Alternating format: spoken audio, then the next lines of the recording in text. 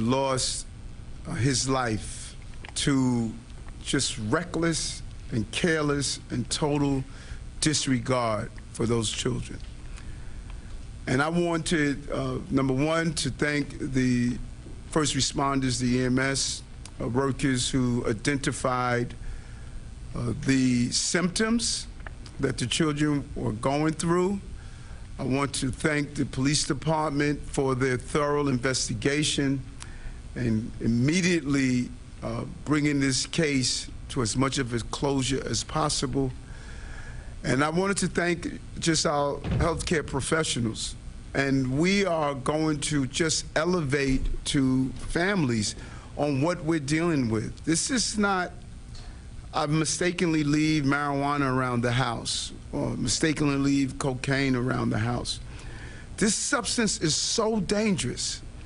Just a small amount. That little corner right there, the size of a penny, that little corner you see here is enough to kill an adult. That little corner.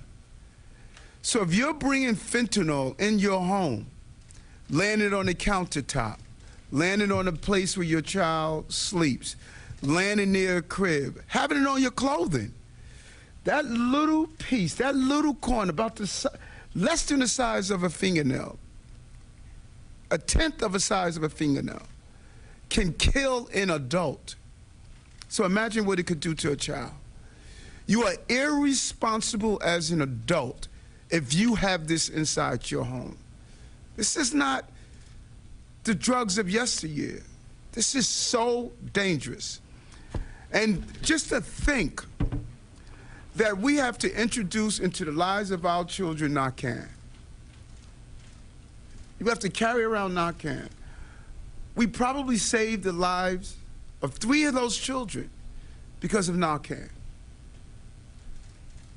Because those first responders identified the symptoms of what these children were experiencing. What are we doing? What are we doing as a society to our children?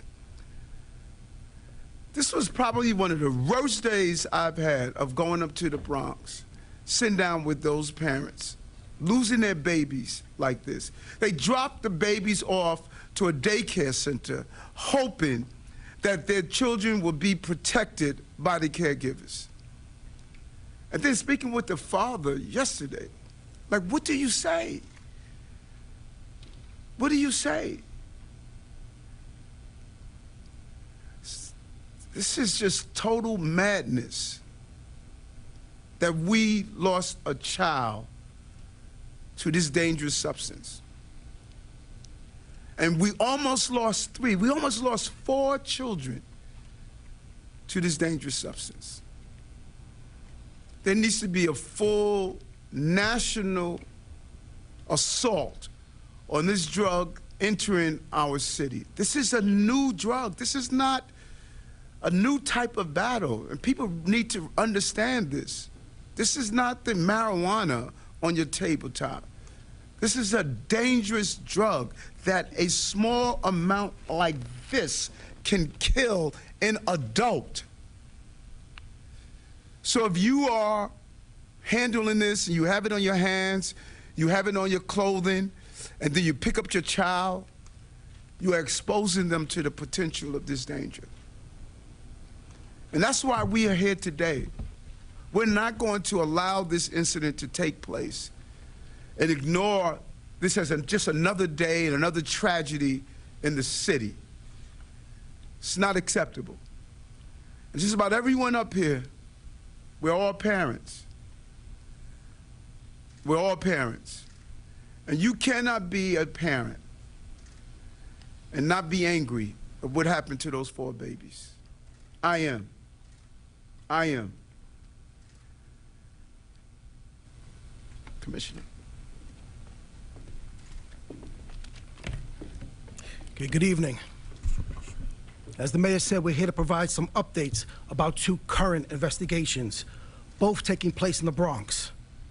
First, along with our partners in the Bronx DA's office, the Southern District, the New York Division of the DEA, and others, we are one step closer to getting justice for the baby so tragically and senselessly killed on Friday in the 5-2 precinct. And as we know, 3 other babies were hurt in the same incident. And now, 2 arrests have been made, charges will be filed, and people will be held accountable. What happened 3 days ago in the daycare center is truly unimaginable. It's a nightmare that these families will never wake up from. But believe me, the NYPD will never rest in our pursuit of anyone who puts our children in harm's way. The dangers of fentanyl cannot be overstated. This poison is extremely deadly, and if you traffic in it, you will be prosecuted to the fullest extent of the law. No parent should ever have to go through something like this, and we will continue to work 24/7 to make sure there are meaningful consequences for all these horrific crimes. The second case today relates to a recent gang-related shooting in the Bronx 4-0 precinct. 2 innocent bystanders were shot in that incident, and a 71-year-old woman was killed. The suspect, whose intended targets were members of a rival gang, were quickly identified by patrol officers in the 4-0 precinct through video footage and still photos. And early this morning, less than 96 hours after the shooting, an arrest was made. As the criminal justice system takes its course, the message from our police department is clear. If you carry an illegal firearm, if you recklessly pull the trigger, if you harm anyone in our city, the NYPD will find you, we will arrest you, and you will be held accountable. Gang violence of any type of violence, for that matter, will never be tolerated. Our cops will never stop fighting for the people we serve. And I want to commend all the investigators and our partners in the Regional Fugitive Task Force for their fast, effective work in this case. Now, I'll turn it over to our Chief Detectives, Chief Joe Kenny. Good evening. I'm going to give you an update on these 2 cases, and then when I'm done, the Health Commissioner will have some more comments about fentanyl. All right, I'm Chief Detectives Joe Kenny. I'm going to give you 2 updates on recent homicides that have occurred in the Bronx. On Friday, September 15th at 2:41 p.m., NYPD and FDNY. NYPD officials giving an update on 2 cases that happened in the Bronx. The first and foremost one that we've been following very closely is the one that involved a daycare. Sadly, a little child died. There are 3 still in the hospital, and the mayor just exasperated an inexplicable situation that took place and honing in on the dangers of fentanyl and the reality of just the most minute amount can kill an adult, not even, we're talking about children. Expressing the outrage, literally, of the city. We'll have more on this, of course, coming up at the top of the hour on CBS 2 News at 6 o'clock. Right now, we're going to take a break and we'll be right back. Tonight's primetime lineup is presented locally by Legoland New York Resort. Catch the bigger-than-ever Brick or Treat event with 4 live shows, 6 treat stations, a themed 4D movie, and Lego activities. Join in on all